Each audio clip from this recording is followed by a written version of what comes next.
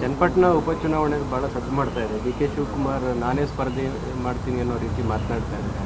So ಪಕ್ಷಕ್ಕೆ ಅಲ್ಲಿ ಏನು ಬೇಸ್ ಇಲ್ಲ ಅಂತ ಅದನ್ನು ಅಥವಾ ಅಭ್ಯರ್ಥಿಗಳ ಕೊರತೆ ಇದೆ ಅಂತೇಳಿ ತಾವೇ ಹೋಗ್ತಾ ಇದ್ದಾರಾ ಏನು? ಇಲ್ಲ, ಆ ರೀತಿ ಏನಿಲ್ಲ. ಅವರಿಗೆ ಅವರ ಸಹೋದರರ ಪಾರ್ಲಿಮೆಂಟಿಗೆ ಬರುವಂಥದ್ದು ಇತ್ತು. ಹಾಗಾಗಿ ಅವರಿಗೆ ಒಂದಿಷ್ಟು ಇನ್ನೂ ಹೆಚ್ಚಿನ ರೀತಿಯಲ್ಲಿ ನಾವು ಒಳ್ಳೆ ಕ್ಯಾಂಡಿಡೇಟನ್ನು ಹಾಕಿದರೆ ನಾವು ಆ ಸೀಟ್ ಗೆದಿಬೋದು ಅನ್ನೋ ಕಲ್ಪನೆ ಇರ್ಬೋದು. ಸರ್, ಕಳೆದ ಬರೀ 15,000 ಮತಗಳನ್ನು ಪಡೆದಂಥದ್ದು ಸರ್ ಕಾಂಗ್ರೆಸ್. ಅಷ್ಟು ಕಡಿಮೆ ಪಡೆದಂಥ ಕ್ಷೇತ್ರದಲ್ಲಿ ಗೆಲ್ಲುವಂಥ ವಿಶ್ವಾಸ ಇದೆಯಾ ಸರ್? ನೋಡಿ, ಕಾಂಗ್ರೆಸ್ ಹಿಂದೆ ಗೆದ್ದಿಲ್ವಾ? ಯೋಗೇಶ್ವರ್ಗೆ ಕಾಂಗ್ರೆಸ್ ಬೇಕಾದಷ್ಟು ಸರಿ ಕಾಂಗ್ರೆಸ್ ಗೆದ್ದಿದೆ ಅಲ್ಲಿ. ಅಂದರೆ ಕಾಂಗ್ರೆಸ್ಸು ಮತನೂ ಇದೆ ಅಂತ ಆಯ್ತಲ್ಲ. ಸಾಂದರ್ಭಿಕವಾಗಿ ಮತದಾರರು ಬೇರೆ ಬೇರೆಯವ್ರನ್ನ ಆಯ್ಕೆ ಮಾಡಿಬಿಡ್ತಾರೆ.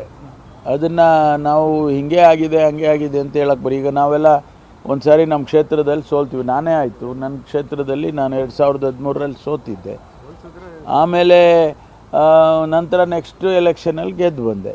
ಸೊ ಆವಾಗ ಮತದಾರರೇ ಇಲ್ಲ ಅಂತ ಹೇಳೋದು ತಪ್ಪು. ಅವ್ರ ತೀರ್ಮಾನಗಳು ಒಂದೊಂದು ರೀತಿಯಲ್ಲಿ ಒಂದೊಂದು ಸಾರಿ ಆಗುತ್ತೆ.